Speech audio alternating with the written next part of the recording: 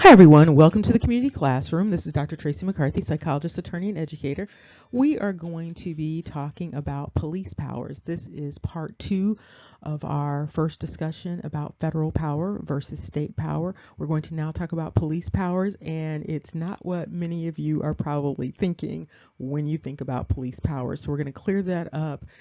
And this is going to give you some information so that you better understand some of the legal conflicts that are going on now between the state and federal government, and even some of the dynamics going on between the state governments and some of the local entities.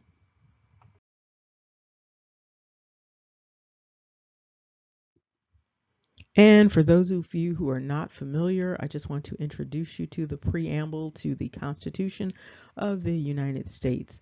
And it indicates, we, the people of the United States, in order to form a more perfect union, establish justice, ensure domestic tranquility, provide for the common defense, promote the general welfare, and secure the blessings of liberty to ourselves and our posterity, do ordain and establish this Constitution for the United States of America. And this information is just to recap what we were talking about that idea of lawlessness and that spirit of lawlessness that is pervading a number of dynamics right now. And part of that lawlessness is about those boundaries and crossing those boundaries and not giving respect that is due to the different sovereigns that are operating, to those lines of demarcation that are indicating where one governmental entity or one legal entity begins and another one ends, and which one has power over what, when, where, and how. And so we're going to talk about these police powers, and you're going to see how this lawlessness dynamic has pervaded a number of things, and it has created a number of complications and a lot of confusion, as many people are not even understanding what police powers are and how they operate and how the line has been crossed, that line in the sand that the Constitution has drawn has been crossed. And this is just additional information you can go back and look at from Strong's Concordance about the idea of lawlessness. And here's a little bit more information that we also talked about. So let's recap here. We talked previously about federal power versus state power, and as you recall, federal power is constitutionally limited. It's limited in terms of its force. It's limited in terms of what it covers. It's limited in terms of its influence. And the powers of the federal government are enumerated and delegated, meaning they are specifically spelled out in the Constitution. And so if it's not spelled out in the Constitution, it's probably because it doesn't belong to the federal government. And it is reserved to the states and reserved to the people, the citizens. Now, there are a lot of conflicts going on right now, and these conflicts are going to grow. And so you have to remember that you have two major sovereigns operating. So you have that federal sovereign, and then you have those state sovereigns. And remember, we talked about the state sovereigns are like kings. And the federal government is more like an emperor or an empire.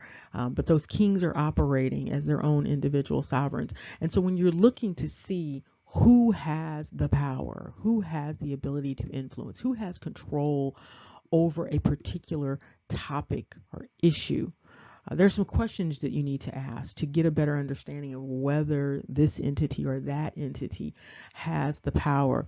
Now, what's been happening, which is very interesting, if you look at some of the acts and you see some of the amendments that have been taking place, some of the tweaking, you will see that there have been these dynamics where things have been adjusted, and the excuse for the adjustments are these assertions about interstate commerce, because interstate commerce is federal. And so what you see is, when you look at the eviction moratorium and things like that, you see this invoking of interstate commerce in order to insert into this typically what is considered a state dynamic when you're talking about health, safety, and welfare.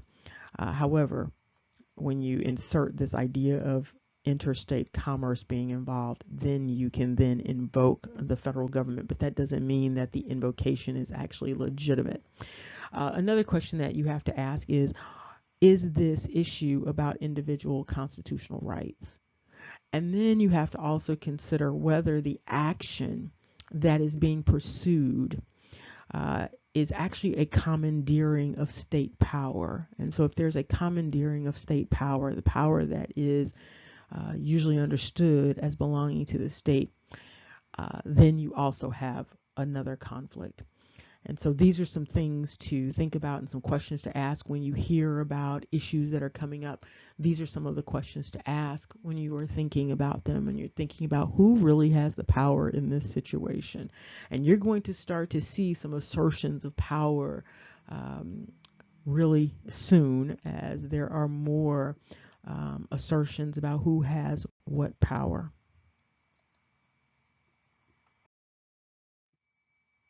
Okay, so keep this in mind. With respect to the 10th Amendment to the Constitution, the powers that are not delegated, not spelled out as belonging to the United States by the Constitution, and if it's not something that's prohibited by the states, it's reserved to the states, meaning it belongs to the states, or it can belong to the people. But that power does not belong to the federal government unless the Constitution says it belongs to the federal government, generally speaking. And so all of the rights of the states and the people are all of those rights and powers that don't belong to the federal government. And so therefore they belong to the people or to the state.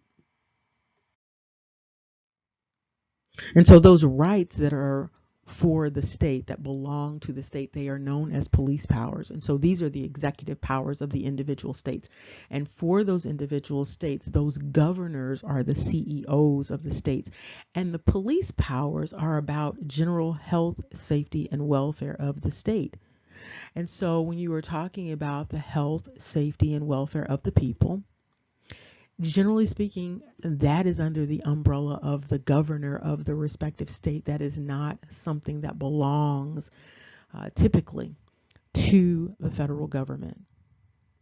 Now, there are times where there might be collaboration, or when interstate commerce is invoked or a part of the dynamic, then you can see the federal government inserting itself.